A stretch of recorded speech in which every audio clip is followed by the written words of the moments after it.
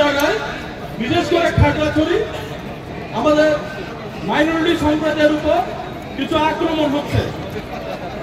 আপনারা জানেন যে বাংলাদেশে একটা অন্তর্বর্তীকালীন সরকার চলছে, স্থায়ী সরকার নয়, ইমার্জেন্সি সরকার যেটাকে বলে।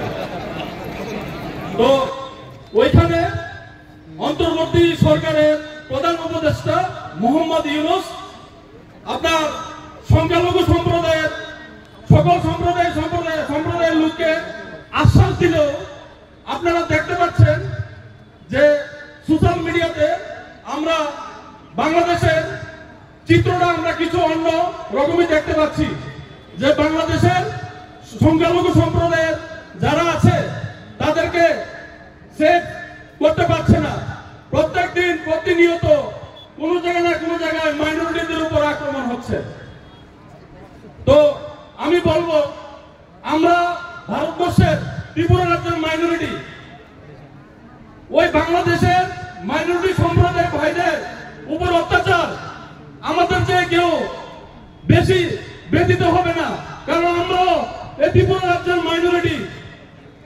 তো আমরা বাংলাদেশ সরকারকে বলতে চাই, যেহেতু বাংলাদেশ সরকার আপনার 90% ইসলামিক কান্ট্রি, আমরা ইসলামিক কান্ট্রি হলে কুরআন হাদিসে একটা কথা আছে, কুরআনের সূরা আয়াতে 32 নম্বর আয়াতে, যে যদি কোনো একজন মানুষকে হত্যা করে সে পুরো সমগ্র মানব জাতিকে হত্যা করে। আমি আপনাদের মাধ্যমে বাংলাদেশ সরকারকে বলতে চাই যে আপনারা এই মাইনরিটিদের উপর অত্যাচার বন্ধ করুন। আপনারা দেখতে পাচ্ছেন যেখানে মাইনরিটি সম্প্রদায়ের উপর অত্যাচার হয় সেখানে স্বৈরাচারী সরকার বেশি দিন থাকে না,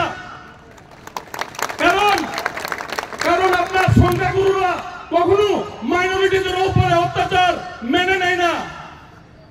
কিছু পার্সেন্টেজ একটা সমর্থন করলেও সংখ্যাগুরু যারা থাকে তারা কখনোই মাইনরিটিদের উপর অত্যাচারকে সমর্থন করে না।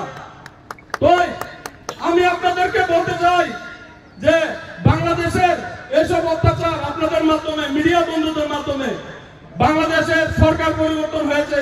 আপনারা দেখতে পাচ্ছেন শেখ হাসিনার সরকার পতনের পর নতুন ইমার্জেন্সি সরকার গঠন হয়েছে। আমরা অনুরোধ জানাবো যে বাংলাদেশ সরকারকে, যে বাংলাদেশে যেন কোন একটা মাইনরিটি ভাইয়ের উপরে আক্রমণ না হয়, তাদের বাড়িঘর জ্বালানো না হয়। আমরা ভারতবর্ষের মুসলিমরা, আমরা ত্রিপুরা রাজ্যের মুসলমানরা আমাদের বাংলাদেশের সেই সমস্ত মাইনরিটি সম্প্রদায় ভাইদের সঙ্গে কনস্ট্যান্ট খেলা থাকবো, মৃত্যু পর্যন্ত আমরা খেলা থাকবো। আমাদেরকে পাবেন, আমরা যতক্ষণ পর্যন্ত বন্ধ হচ্ছে না বাংলাদেশে এসব অত্যাচার, আমরা আমাদের আন্দোলন চালিয়ে যাব। আমি আপনাদের কাছে ধন্যবাদ জানিয়েছি, এখানে অনেকেই অনেক জায়গা থেকে এখানে এসেছেন, আপনাদের সকলকে ধন্যবাদ জানাই। ধন্যবাদ জানিয়ে